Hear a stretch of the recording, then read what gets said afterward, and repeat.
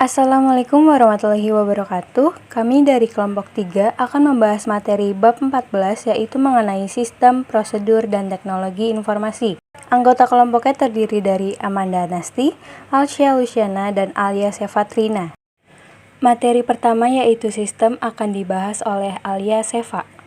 Assalamualaikum warahmatullahi wabarakatuh. Perkenalkan, saya Alia Sefatrina dari kelompok 3. Kali ini saya akan membahas tentang sistem perkantoran.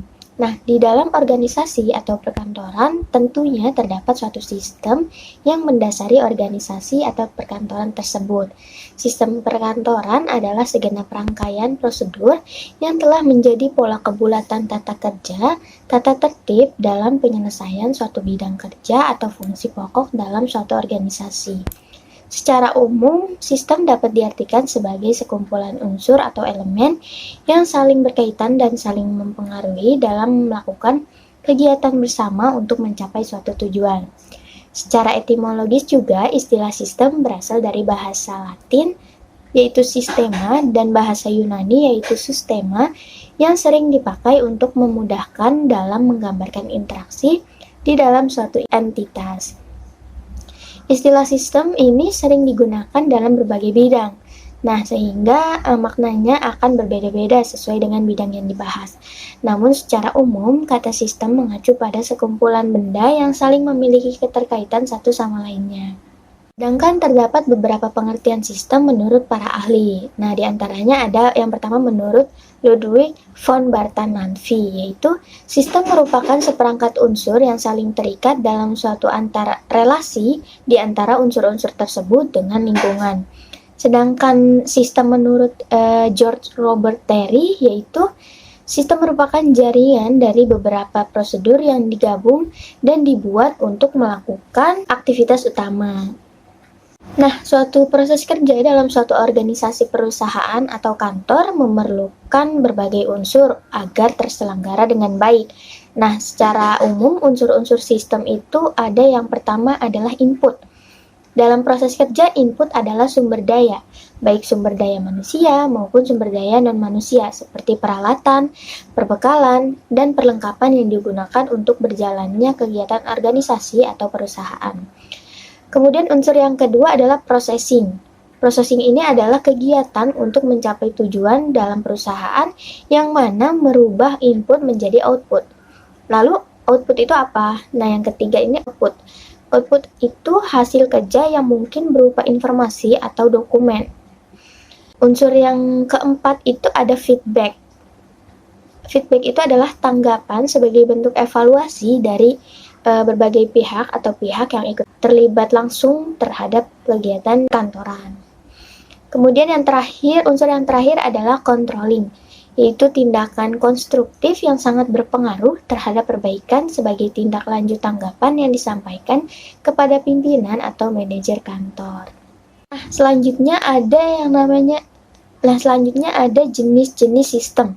Secara garis besar, jenis sistem itu dapat dibedakan menjadi dua kategori, yaitu yang pertama berdasarkan keterbukaannya, kemudian yang kedua berdasarkan komponennya. Berdasarkan keterbukaannya itu dibagi menjadi dua. Yang pertama sistem terbuka dan sistem tertutup. Sistem terbuka adalah suatu sistem yang dapat dipengaruhi oleh pihak luar karena adanya akses yang terbuka. Sedangkan sistem tertutup yaitu suatu sistem yang tidak dipengaruhi oleh pihak luar karena aksesnya tertutup. Kemudian berdasarkan komponennya dibagi lagi nih menjadi dua, yaitu sistem fisik dan sistem non-fisik. Sistem fisik yaitu sistem yang memiliki komponen energi dan materi. Sedangkan sistem non-fisik yaitu sistem yang bentuknya abstrak, misalnya berupa ide, konsep, dan hal-hal yang lainnya. Jadi bentuknya tidak nyata gitu. Nah, selanjutnya nih ada karakter sistem. Karakter sistem yang pertama itu adalah komponen sistem. Suatu sistem terdiri dari sejumlah komponen yang saling berinteraksi, yang artinya saling bekerja sama membentuk suatu kesatuan. Nah, jadi dapat dibayangkan nih, jika dalam suatu sistem ada sistem yang tidak berjalan atau tidak berfungsi sebagaimana mestinya, tentu sistem tersebut tidak akan berjalan mulus atau mungkin juga sistem itu rusak. sehingga dengan sendirinya tujuan sistem tersebut tidak akan tercapai. Kemudian yang kedua ada batas sistem atau boundary. Boundary ini merupakan daerah yang membatasi antara suatu sistem dengan sistem yang lainnya atau dengan lingkungan luarnya. Nah, batas sistem ini memungkinkan suatu sistem dipandang sebagai satu kesatuan. Batas suatu sistem menunjukkan ruang lingkup atau scope dari sistem tersebut. Kemudian ada lingkungan luar sistem atau environment. Lingkungan luar dari suatu sistem adalah apapun yang di luar batas dari sistem yang mempengaruhi operasi sistem. Lingkungan luar sistem dapat bersifat menguntungkan dan dapat juga bersifat merugikan sistem tersebut. Nah, lingkungan luar sistem yang menguntungkan merupakan energi dari sistem, dan dengan demikian harus tetap dijaga dan dipelihara. Sedangkan lingkungan luar yang merugikan harus ditahan dan dikendalikan, karena kalau tidak maka akan mengganggu kelangsungan hidup dari sistem itu sendiri. Kemudian ada penghubung atau interface sistem. Penghubung sistem merupakan media penghubung antara satu subsistem dengan subsistem lainnya. Melalui penghubung ini memungkinkan sumber-sumber daya mengalir dari satu subsistem ke subsistem lainnya. Kemudian ada masukan atau input sistem. Ini adalah energi yang dimasukkan ke dalam sistem. Masukan dapat berupa masukan perawatan, maintenance input, dan masukan sinyal atau sinyal input. Sebagai contoh, di dalam sistem komputer, program adalah maintenance input yang digunakan untuk mengoperasikan komputernya, dan data adalah sebagai sinyal input untuk diolah menjadi informasi. Kemudian ada keluaran output sistem.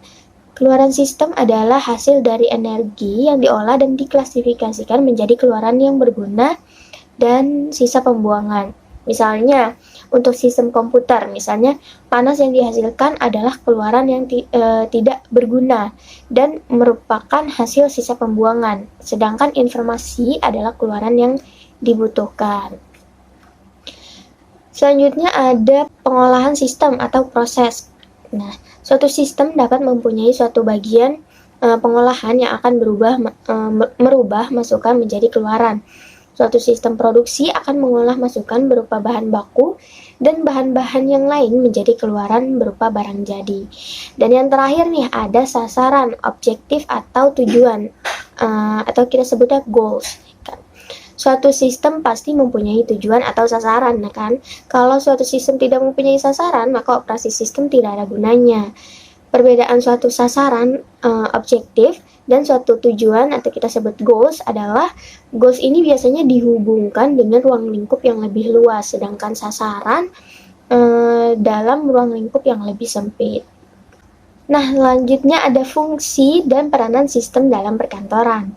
Yang pertama itu adalah penyerahan informasi terbaik untuk orang yang tepat pada waktu yang tepat, pada biaya minimal, dan keputusan dalam jumlah yang tepat sehingga dapat memperbaiki proses pengambilan keputusan.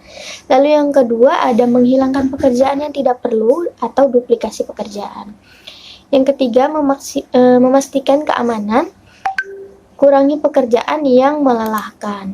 Kemudian ada pengotomatisasian yang berulang-ulang. Di saat melakukan tugas rutin menggunakan peralatan otomatis akan melakukan pekerjaan lebih cepat, lebih akurat, dan lebih ekonomis dan lebih handal. Kemudian membangun cara yang efisien. Selanjutnya memperbaiki tanggung jawab untuk kinerja yang memuaskan. Kemudian ada memberikan pelatihan yang memadai bagi karyawan dan pengawasan untuk menjamin kinerja yang lebih baik. Dan yang terakhir adalah memperoleh penerimaan dan dukungan dari semua pengguna sistem. Selanjutnya ada teknik pembuatan sistem. Teknik yang pertama adalah identifikasi masalah dan kebutuhan. Nah, agar pembuatan sistem pakar dapat dibenarkan, maka harus ada satu masalah yang harus dipecahkan atau harus dicocokkan. Nah, untuk itu, maka langkah pertama yang harus dilakukan adalah mengkaji situasi dan memutuskan dengan pasti tentang masalah yang akan dikomputerisasi dan apakah dengan sistem pakar ini bisa lebih membantu atau tidak, gitu. Kemudian yang kedua adalah menentukan kesesuaian masalah.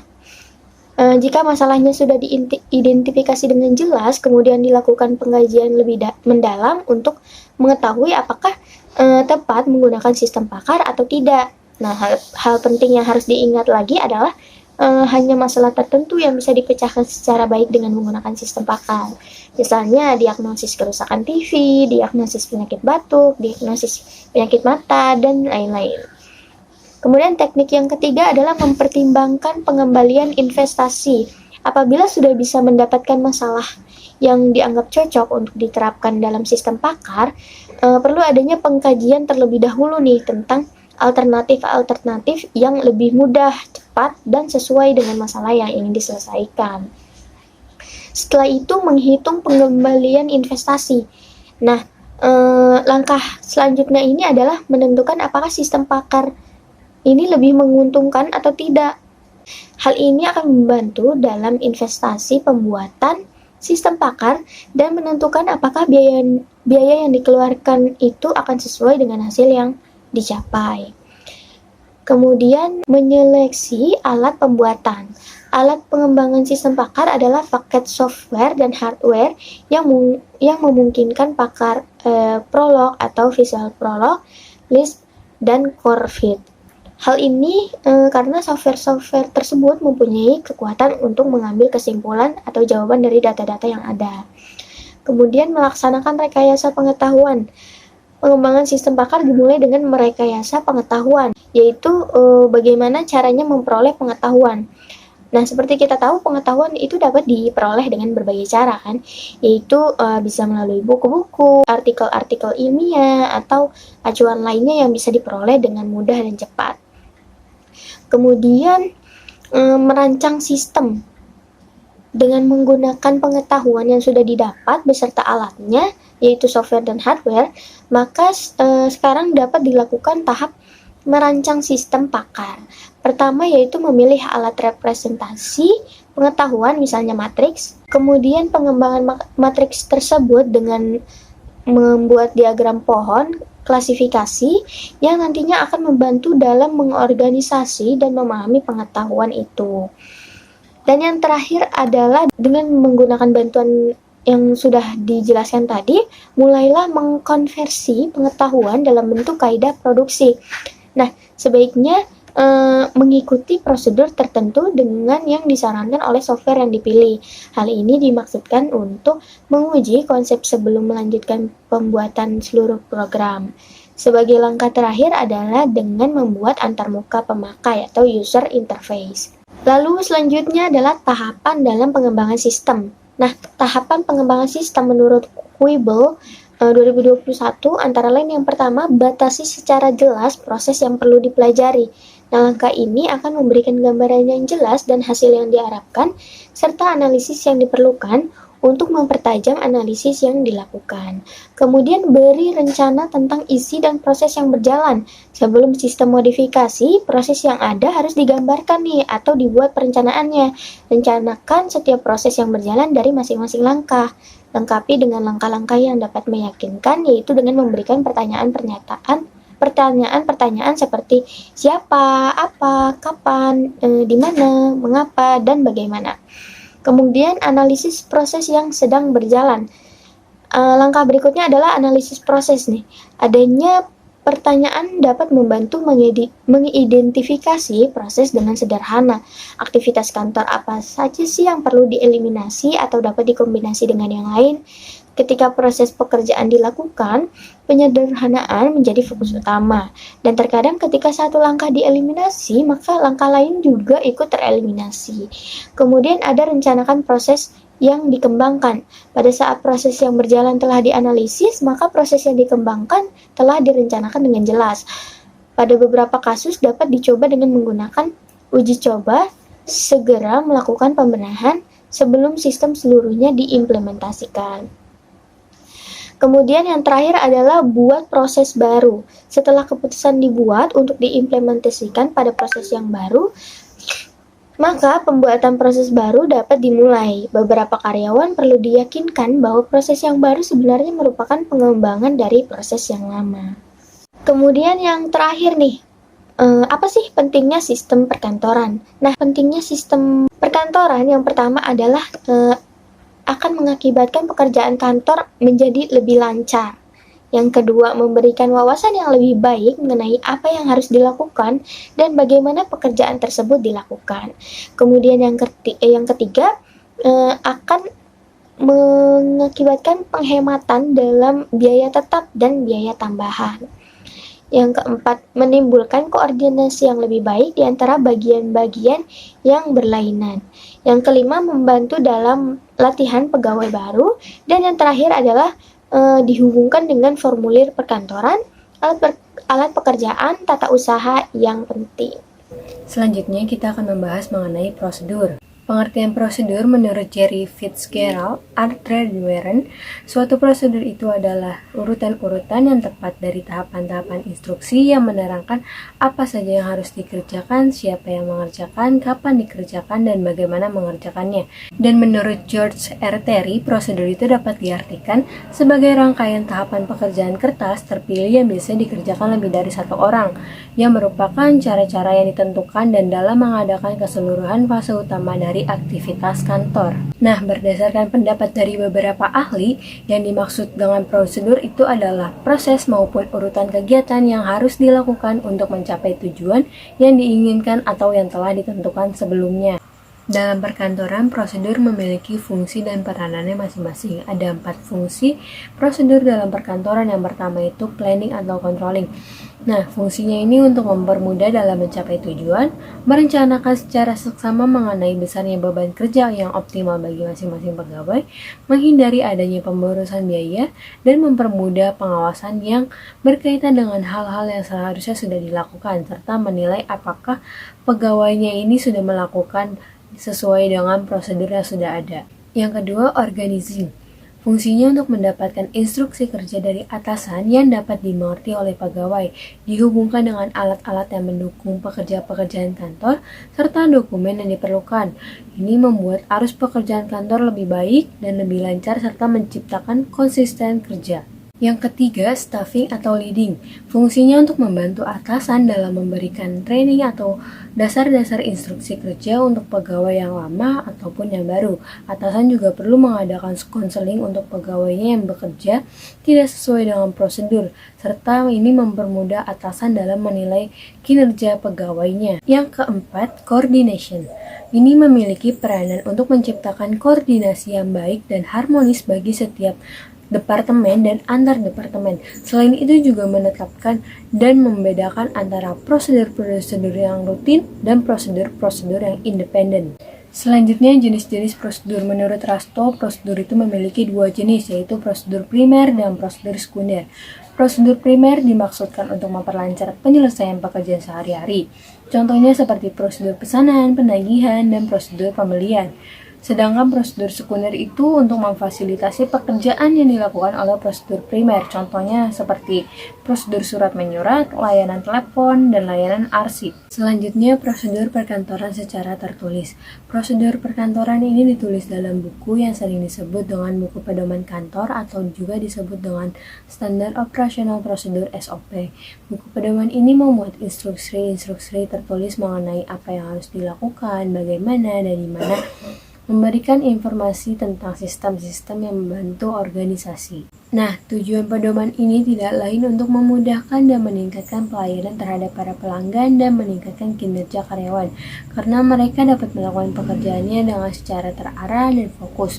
Selain itu, tujuannya juga untuk menghindari adanya kegagalan, kesalahan, keraguan, duplikasi, dan inefisiensi, serta mengetahui dengan jelas peran dan fungsi tiap-tiap posisi dalam organisasi, serta memperjelas alur tugas, wewenang, dan tanggung jawab dari petugas pegawai terkait. Dalam menyusun suatu prosedur kerja, terdapat beberapa prinsip yang harus diperhatikan, yaitu prosedur perkantoran itu harus dibuat secara sederhana sehingga mengurangi beban pengawasan, mencegah adanya penulisan gerakan dan usaha yang tidak diperlukan, mencegah adanya duplikasi pekerjaan khususnya dengan formulir-formulir. Prosedur juga harus dibuat secara fleksibel, pembagian tugas yang tepat sesuai dengan kemampuannya, memberikan pengawasan terus-menerus pada pekerjaan yang dilakukan, menggunakan urutan pelaksanaan pekerjaan secara baik-baik. Tiap pekerjaan yang disesuaikan juga harus memperhatikan tujuannya. Teknik pembuatan prosedur. Sebelum membuat prosedur-prosedur kerja yang baru, kantor itu perlu memperbaiki atau mengevaluasi dulu prosedur kerja yang sudah ada sebelumnya.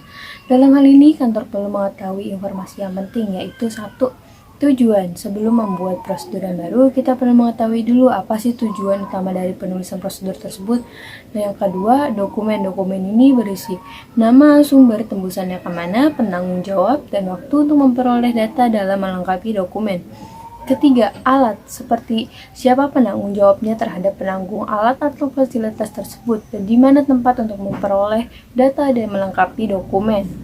Yang keempat, orang. Maksudnya ini seperti siapa dan berapa orang yang melaksanakan suatu prosedur, siapa yang mengawasi pelaksanaan dan pengendalian prosedur, siapa yang terlibat dalam aliran barang atau aliran dokumennya, dan perlukah memberikan pelatihan atau pengarahan tentang prosedur yang baru.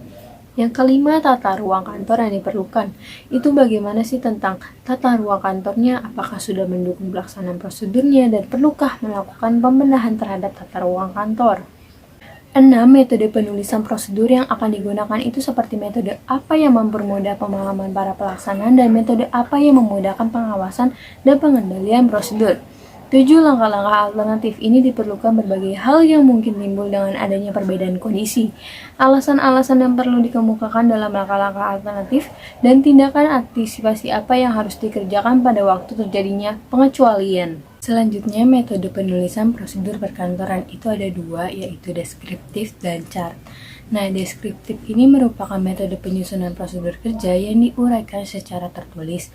Nah, organisasi atau kantor yang menggunakan metode ini tuh biasanya prosedur kantornya itu masih sederhana, tidak berbelit-belit, serta tingkat kompleksitas kerjanya ini masih rendah. Bentuk prosedur ini merupakan bentuk yang paling sederhana sehingga tidak memerlukan simbol-simbol khusus untuk menguraikan urutan proses pekerjaan yang akan disusun dalam suatu prosedur kerja. Yang kedua, chart. Chart merupakan metode penyusunan prosedur kerja yang disusun pada organisasi atau perusahaan dengan kompleksitas pekerjaan yang lebih tinggi dan rumit. Nah, untuk memudahkan setiap orang dalam memahami prosedur kerja yang kompleks dan rumit ini, maka prosedur kerja itu disusun dalam bentuk chart yang dapat berupa gambar, simbol-simbol, atau bisa juga diagram. Nah, ini dia simbol-simbol flow chart atau bagan alir. Nah, bagan alir ini berguna bagi analisis sistem untuk menggambarkan proses dalam suatu prosedur. Lalu ada tahapan penulisan prosedur. Prosedur kerja kantor ini harus mendukung pencapaian tujuan yang hendak diraih oleh setiap departemen dan organisasi secara keseluruhan. Nah, prosedur kerja mampu menciptakan arus kerja yang efisien sehingga mempermudah dalam mengambil keputusan oleh pihak yang berwenang, juga mempermudah pelaksanaan kegiatan operasional kantor. Berdasarkan hal ini, ada beberapa tahap yang harus dilalui, yaitu identifikasi terhadap pekerjaan yang akan dikerjakan dan menganalisis dengan sistem yang ada. 2. Menyelaraskan logika prosedur yang akan dibuat dengan seluruh prosedur yang ada di perusahaan. 3. Membuat urutan langkah yang paling cocok dan juga logis. Sebab prosedur perlu diperbaiki. Biasanya sebelum sebuah prosedur itu diperbaiki, sebaiknya diperiksa dulu berkaitan dengan kegiatan yang sedang dilakukan dalam prosedur tersebut.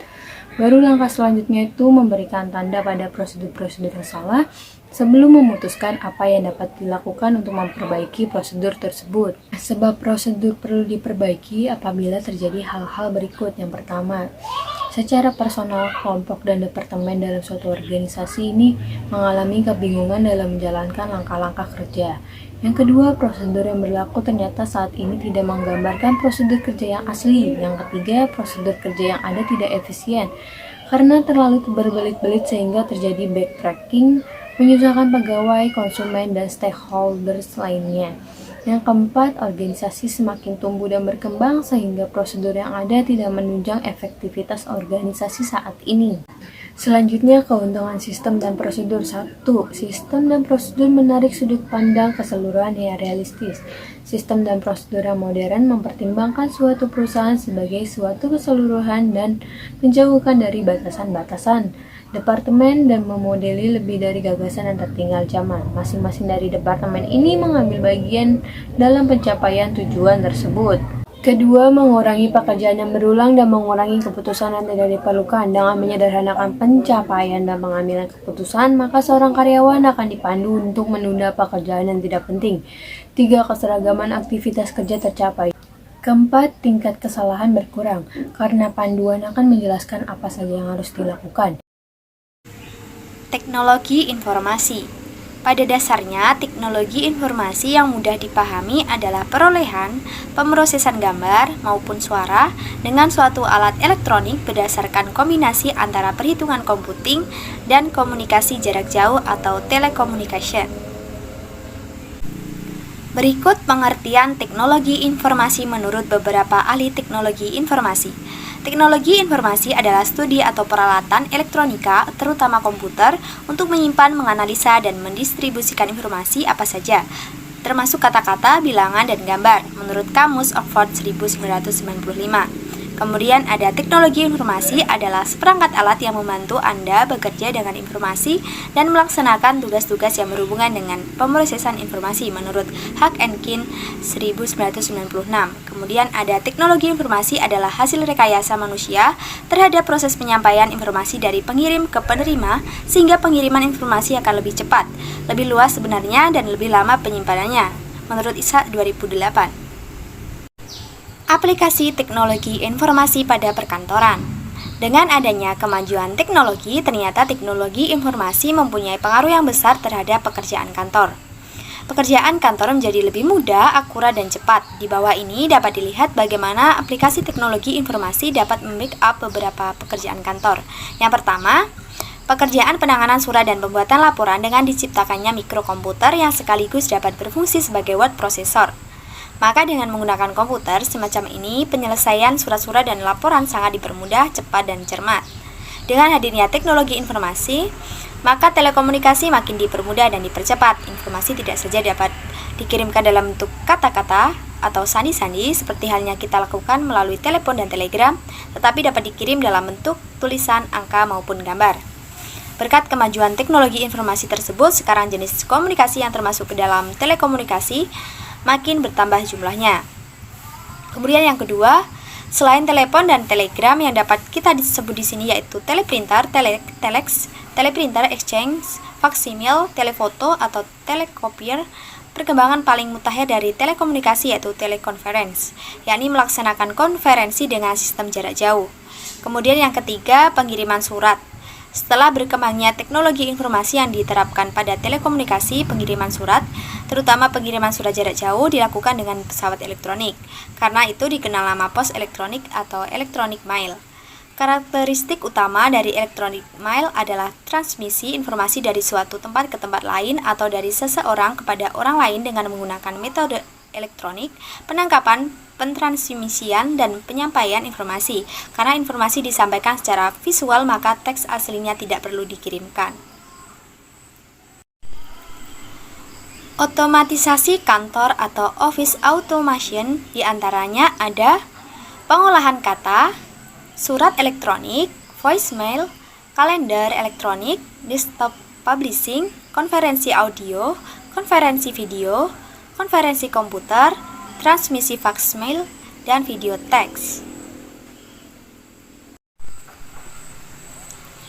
Manfaat teknologi informasi berbasis internet bagi pekerjaan kantor. Yang pertama, tukar-menukar informasi dapat dilakukan dengan mudah. Yang kedua, perkembangan yang berkaitan dengan masalah-masalah substansi organisasi dapat diketahui dengan cepat. Yang ketiga, informasi yang diperlukan dapat langsung cepat diambil atau copy atau download. Kemudian yang keempat, mengurangi penggunaan kertas. Yang kelima, dapat melakukan komunikasi jarak jauh antar sesama anggota. Pengaruh teknologi informasi terhadap pekerjaan perkantoran. Berkat kemampuan teknologi informasi untuk menjangkau sumber-sumber informasi yang begitu luas, dunia manajemen atau pekerjaan profesional dapat membuat keputusan atau tindakan berdasar pada gambaran situasi yang up-to-date.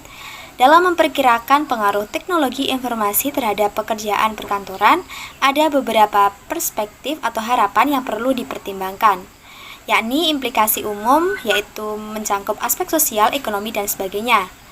Yang pertama, investasi di bidang teknologi mungkin akan menimbulkan persoalan-persoalan seperti kebosanan, keterampilan berulang-ulang yang digunakan, serta kehilangan kepuasan kerja. Yang kedua, pekerjaan perkantoran akan banyak mengalami perubahan.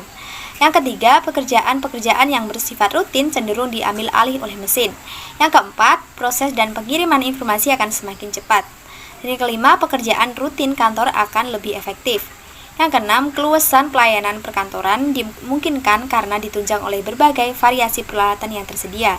Yang ketujuh, komunikasi bisnis internasional akan dilakukan oleh kantor-kantor kecil sekalipun.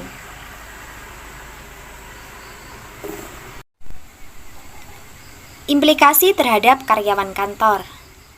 Yang pertama ada keuntungan, meliputi 1. Mendorong untuk belajar keterampilan baru. Kedua, pekerjaan-pekerjaan yang menjemukan dapat dialihkan ke mesin-mesin. Yang ketiga, lebih mempermudah dan mempercepat penanganan informasi. Yang keempat, lebih mudah dan cepat dalam memperbaiki kesalahan-kesalahan. Yang kelima, bertambahnya kesempatan dalam bidang pemeliharaan peralatan elektronik, programmer, dan rekayasa software. Kemudian yang keenam, kesempatan untuk memperpendek hari kerja setiap minggu dan lebih sedikit pekerjaan. Kemudian ada kerugian. Yang pertama, cenderung karyawan menjadi machine minders. Yang kedua, masalah kesehatan sebagai akses dari peralatan seperti layar, printer, dan sebagainya. Kemudian yang ketiga, kehilangan kontak personal karena penyampaian informasi dilakukan oleh mesin. Kemudian yang keempat, implikasi terhadap pemberi kerja, memerlukan waktu untuk perubahan dari sistem manual ke sistem elektronik. Yang kelima, menimbulkan keresahan pada sementara karyawan pada tahap penerapan. Yang keenam, tidak seluruh software yang tersedia pasti sepenuhnya memenuhi kebutuhan.